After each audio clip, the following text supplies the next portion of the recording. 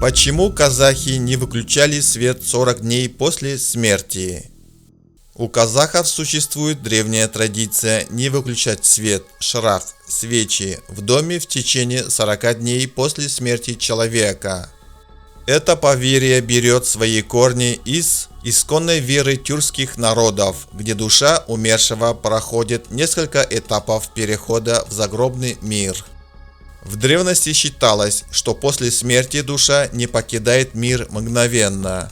Она остается рядом с семьей, наблюдает за близкими и постепенно осознает свою новую сущность. Свет, огонь или свеча помогает душе ориентироваться и находить путь к духам предков. Основные причины, почему не выключали свет. Первое. Путь для души. В течение 40 дней после смерти человек как бы еще между мирами. Свет в доме символизирует дорожный огонь, который помогает душе покинуть этот мир и перейти в другой. Второе. Защита от злых духов. В древности верили, что в первые 40 дней дух умершего наиболее уязвим перед злыми сущностями, которые могут его запутать или забрать. Огонь и свет считались мощным оберегом от нечисти. Третье.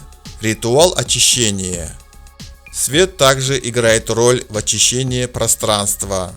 В степных традициях часто разжигали костры или зажигали свечи, чтобы очистить дом и помочь душе найти покой. Четвертое. Знак памяти и уважения.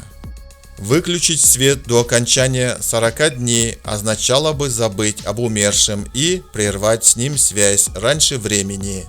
Родные продолжали его поминать, а свет служил символом их памяти и уважения. Эта традиция, уходящая в корнями в древние ритуалы, жива и сегодня.